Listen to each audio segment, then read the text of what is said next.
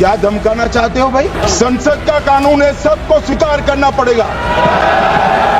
मैं गांधी की तरह इस कानून को फाड़ता हूं। ये अनकॉन्स्टिट्यूशनल है सर। इस देश में झगड़े पैदा करने का काम बीजेपी। इंडिया में वक्फ बोर्ड बिल पास कर लिया गया है। एक नया इंडिया है, ये वो नया इंडिया है जो बेसिकली जिसका ख्वाब नरेंद्र मोदी, बीजेपी और उनकी पार्टी ने देखा है। उनको आजाद हो जाना चाहिए। किससे आजाद होना चाहिए? मोदी सरकार से। अच्छा, पीक लीडरशिप के तहत बहुत सारे ऐसी लीगल और जो पॉलिसी लेवल चेंजेस की गई हैं जो कि डायरेक्टली इंडिया की जो मुस्लिम पॉपुलेशन है उसको इम्पैक्ट करते हैं।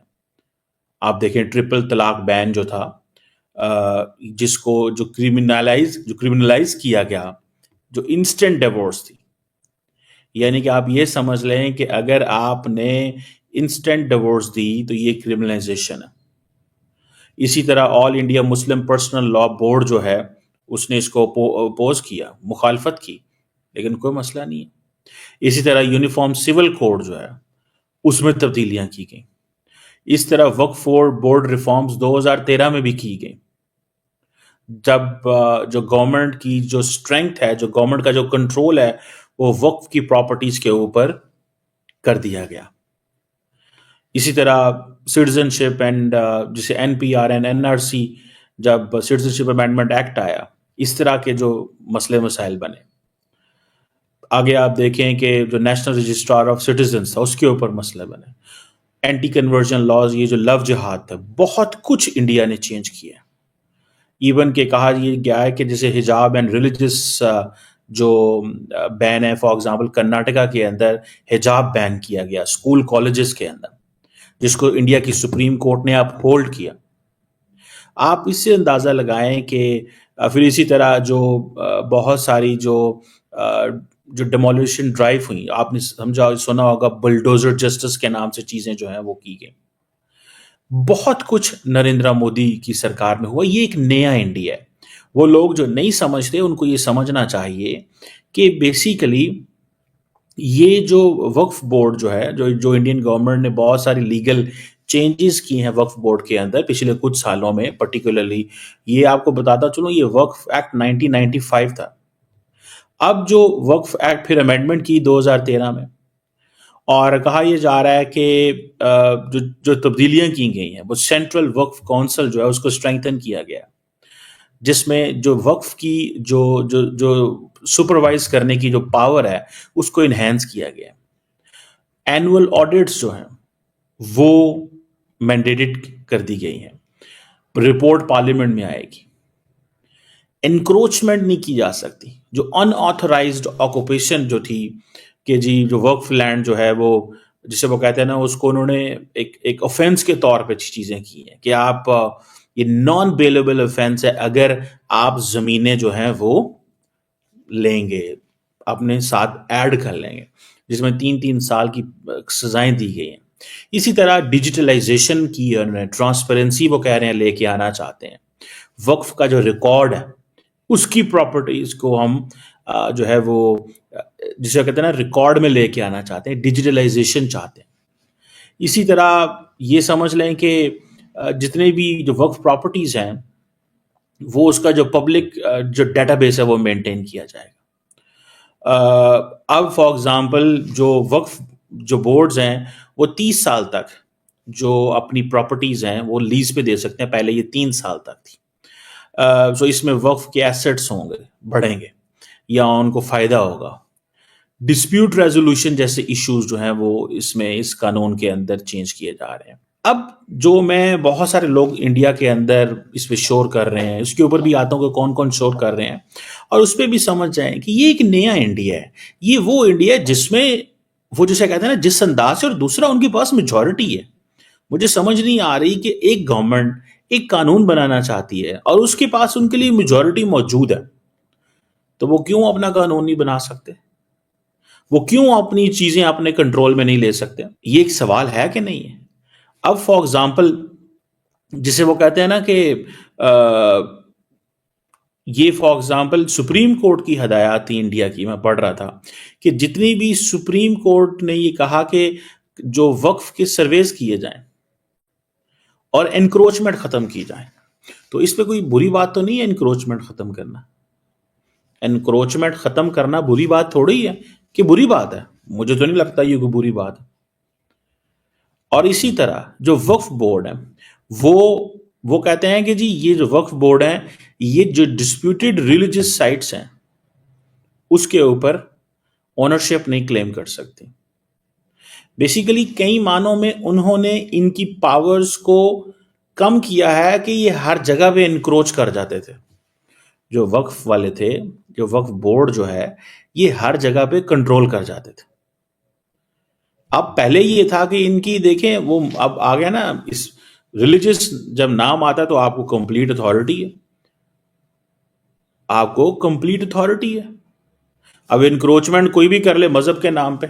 मैं पाकिस्तान में भी ऐसी बहुत सारी जगह हैं जहां पे वो जी मस्जिद बना दी और उसके ऊपर हुकूमत को, फिर हुकूमत क्या करे, अगर आप उस जगह से मस्जिद को ख़त्म करेंगे तो शोर मच जाता है। अच्छा यहाँ पे तो मस्जिद थी और तुमने क्या किया।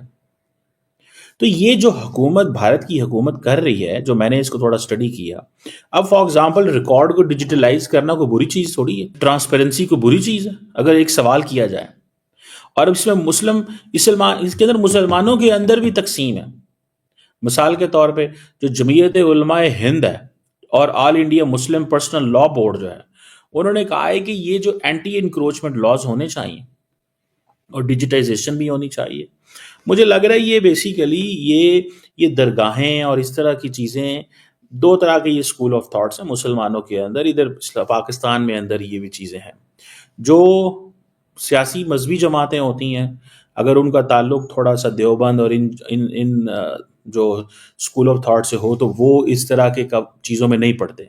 सो वो हमेशा हुकूमत को कहते हैं कि इनको ख़त्म करें, बंद करें। सो इंडिया के अंदर ये जो जमीयत उलमाए हिंद है, और ये अब ये कह रहे हैं कि भाई जो इन्होंने कहा है कि डिजिटलाइजेशन होनी चाहिए। इसी तरह बहुत सारे ऐसे जो मॉडरेट लोग हैं, उन्होंने भी कहा है कि पेनल्टीज होनी चाहिए अगर आपने इलीगली ऑक्यूपाई किया हुआ, इलीगली ऑक्यूपाई किया हुआ। अब फॉर एग्जांपल अगर 3 साल से 30 साल तक लीज दे सकते हैं तो इजंट इट फाइन? फाइन तो है, अच्छा तो है। इसी तरह जो पॉलिटिकल पार्टीज होती हैं, जैसे अवैसुद्दीन साहब जो हैं, ठीक है जी, मैं देख रहा था कि अखिलेश यादव की पार्टी की वो जो खातून है, लड़की है, उनका नाम है चौधरी, इकरा चौधरी। अच्छा, वो भी बोल रही थी हमारे साथ अभी ईद खत्म हुई तो हमारे साथ ज्यादती हो गई। अब इकरा चौधरी जो है वो जारी बात है एक वोट लेके आई है, एक मुस्लिम वोट भी लेके आई। I think if I am not wrong she is from UP. इसी तरह असदुद्दीन अवैसी साहब जो हैं, उन्होंने भी वो कहा है जी कि ये वक्फ प्रॉपर्टीज को जो है ना वो कब्जा करना चाहते हैं। ठीक है, वक्फ, ये जो दरगाह हैं और मस्जिदें, ये दरगाहों और मस्जिदों के लिए ही मेन चीज़ है। देखिए दरगाह वाले भी जो हैं वो बहुत सारी चीज़ों को मिसयूज़ करते हैं, और मसाजिद भी जो है वो बहुत सारी चीज़ों के अंदर मिसयूज़ करते हैं।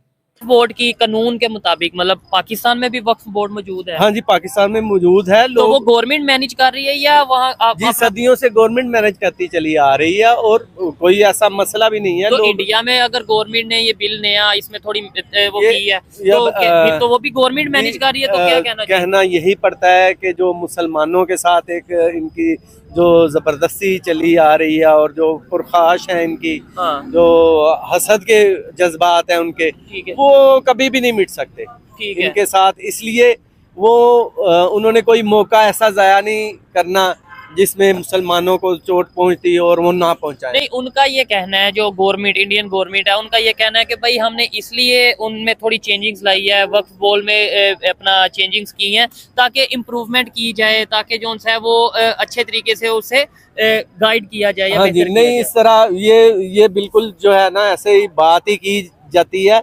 इसमें ऐसी क्या वेलफेयर हो सकती है जो पहले ही सरासर अवाम की वेलफेयर के लिए चल रहा था, इमलाक बोर्ड।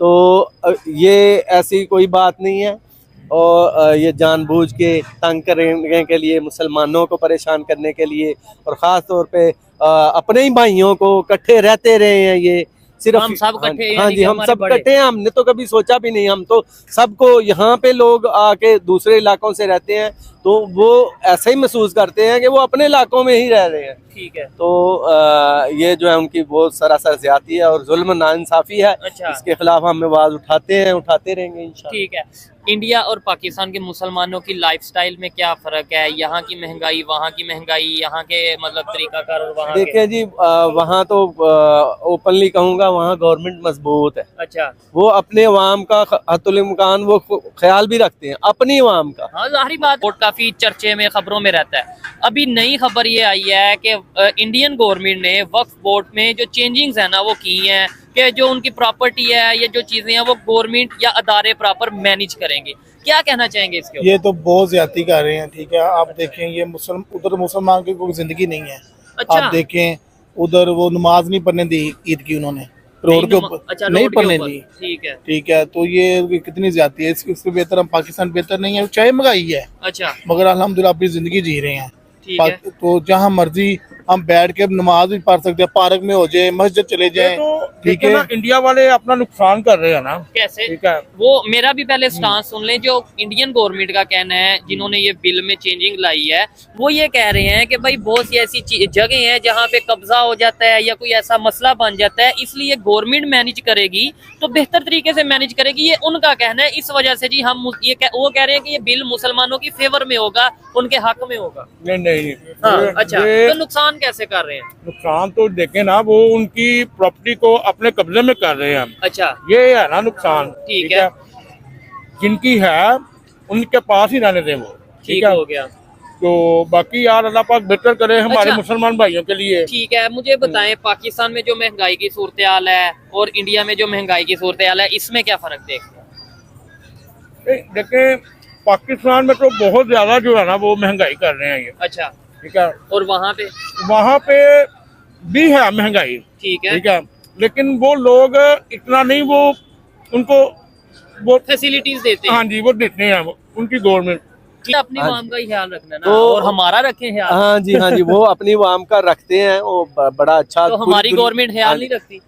हमारी गवर्नमेंट को जो है वो गरीब गवर्नमेंट है, उसको मदद मांगनी पड़ जाती है हर इदारे से, हर जो है सोसाइटी से वो मदद लेने के लिए हर वक्त तैयार रहती है।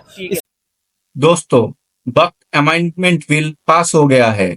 इसमें पाकिस्तानी कहते हैं कि मुस्लिम समुदाय को नियंत्रण करने की कोशिश कर रहा है भारत सरकार, और इसमें भारत सरकार का दखल अंदाज बहुत ज्यादा बढ़ जाएगा मुस्लिमों के ऊपर।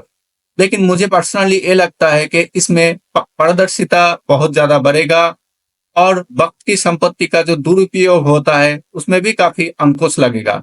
दोस्तों, क्या लगता है, क्या ये सुधार का या नियंत्रण करने का तरीका है? आपका राय कमेंट बॉक्स में जरूर बताइए।